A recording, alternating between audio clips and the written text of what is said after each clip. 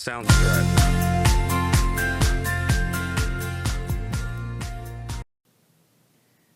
Good morning and welcome to another episode. I am the CraftyYarnista. I had intended to record this weekend and time got away from me. So I'm happy that today is Martin Luther King Day and I can take a little bit of time this morning to record some of my thoughts and share with you all. We'll get started right away. The first thing I'd like to point out is that the shelves behind me, which are normally decorated with various holiday decor, as well as my handmade teddy bears and other items, are empty. And I am struggling with the idea of whether that type of background for my Zoom work calls is a detriment to my position. I'm a senior director of healthcare analytics, and I feel that at times showing my personality and my interests on work calls may unfortunately work against me in a professional environment. And so I'm really kind of struggling with what to put on the shelves behind me. So I'm interested if any of you have a similar experience or thoughts, but for now, the shelves are relatively empty. The first thing I'd like to talk to you about is a little bit of a yarn show and tell, destashing from a group that's called Herders to Home, and I'll put their website up here. This I found through a Kickstarter program, and this organization supports herders and spinners cooperative in Mongolia. And you can get a lot of wonderful types of yarn. I'll show you here. You can get cashmere, baby yak, baby camel, wool blends. And I've done this for the past 2 or 3 years now, I guess. And I thought that I would share this year's haul with you guys. So the first thing I have is, I believe it was a new color for this year. It's called Dark Harbor Blue, and this is a baby camel wool. Feels quite lovely. It is from Free Range Camels. For the 100 grams, there are 430 yards. And then also in baby camel, I have the raspberry fingering weight, also quite lovely. And then this year, I did something new and I purchased, I believe this was also a new color. It's called Azalea. And this is 100% cashmere from free ranging goats. And all of the yarns are lovely, but I do think that the cashmere is a little bit softer. It is quite lovely. I'm really, really happy with the color and the feel of this yarn. And again, for 100 grams, there are 430 yards.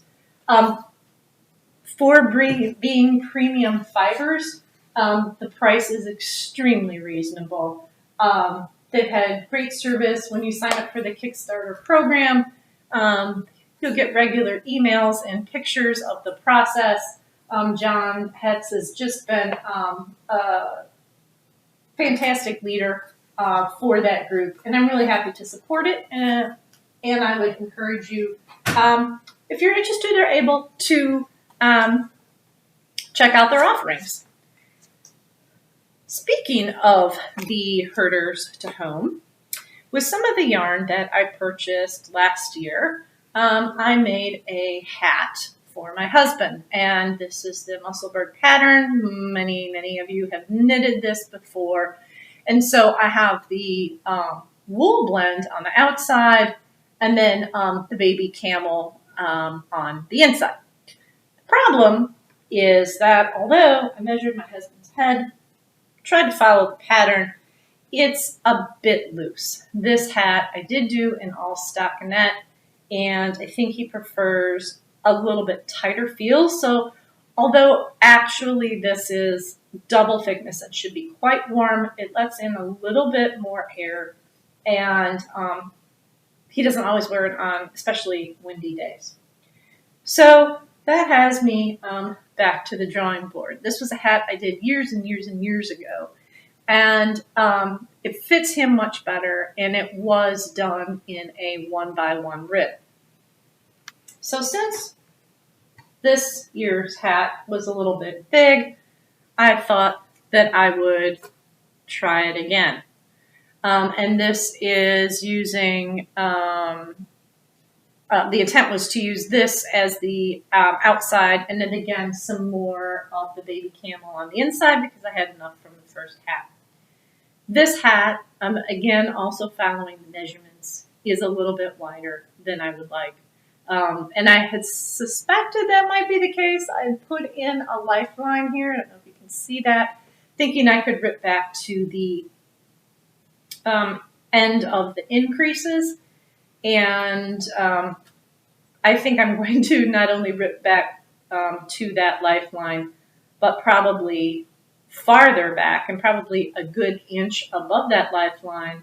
And then will likely convert the body of the hat to be 1x1 ribbing. So unfortunately, one of today's projects is to tink this back and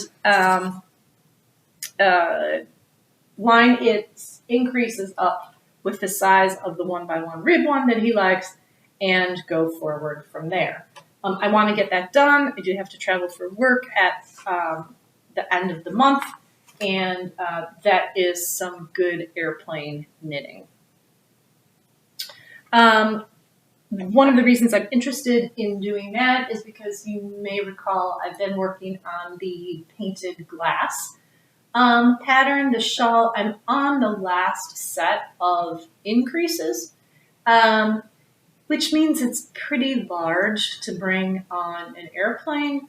Also trying to get by. It's a one night trip, so I'm trying to get by with as minimal amount of stuff to bring as possible.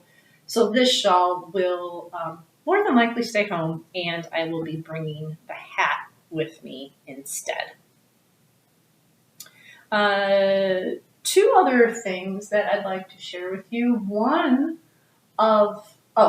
Before we leave the Musselburgh hat, I will say, and I was not aware of this, that there is a customization spreadsheet available for the pattern. I have tried it. I cannot get it to work in either Excel, from the Dropbox. I realized that it is not, she was doing a favor by trying to put this out there. I spend a fair amount of time on the computer, in fact, all day, every day, and I was not able to get that to work. So I'm going back to doing it manually, and I will rip back and use the hat that I have actually as my own pattern. So there are two other quick things that I want to tell you about, and then I need to get working on my projects. So the first one is I was looking also to bring a second project with me on the airplane. I don't know if you're like me, but I like to have more than one thing, and I'm always afraid that if I get stuck in an airport for whatever unfortunate reason it might be, that I would go stir crazy if I had finished the single project that I had brought with me.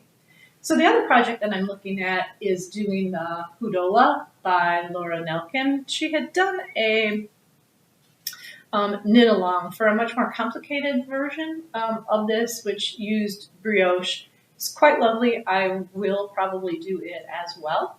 I am in the Midwest, and we are experiencing pretty substantial dips in our temperature. This morning when I woke up, it was -7 as the actual temperature that did not include wind chill. Tomorrow is supposed to be worse. We're supposed to have feels like in the -25 to 35 degrees. So something like this is really helpful. You can pull up the bottom portion inside of the cowl and actually kind of have more of a protection for the area between the bottom of your nose and your neck. So I'm excited to try and do that. I don't buy a lot of DK weight yarn. This pattern takes, and I was going to do it DK. I don't have hardly any worsted yarn or bulky yarn at all. So I went to my stash. Not only do I not have a lot of DK, I don't have any where I would have two skeins of the same thing. So I tried to mix and match with what I have left. I found a color near and dear to my heart, and it looks like I have the majority of a skein of this. And then I have Bumblebee Acres Fiber Farm. I think I had gotten this at the Sheep and Wool Festival, maybe last year, if not the year before. This is their squishy DK base. Really like it. And so I think that these two together, I could alternate rows and have enough to be able to do the Hoodola pattern. Laura did a great job with some videos supporting the project. You do start out with an awful lot of stitches. I think it's like 130 maybe with Jenny's cast on, which is a lot. But Laura does have a lot of nice supporting videos for that early part.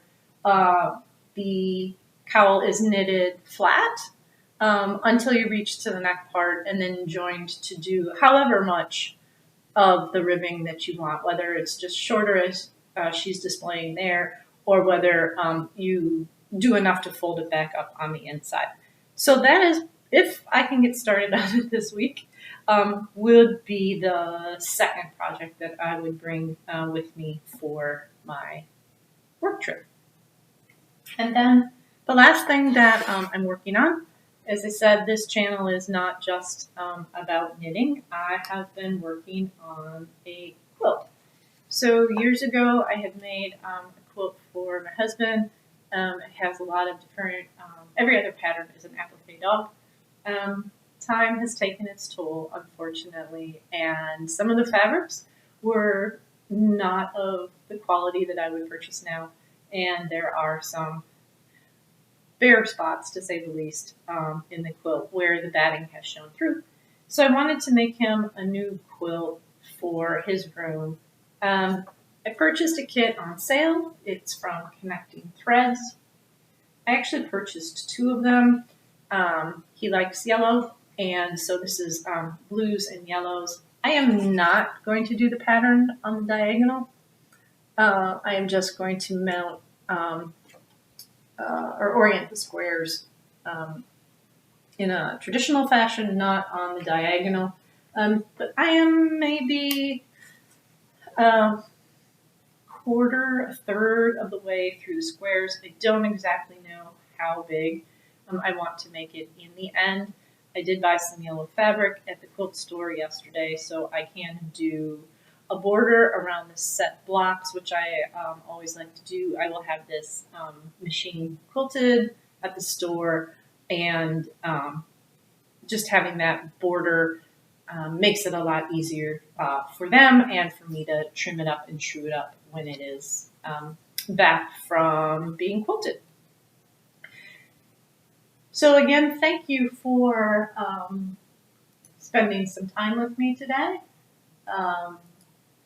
Again, our videos are out on YouTube. Encourage you to like and subscribe if you have not done that. And thank you, and have a wonderful day. Sounds good.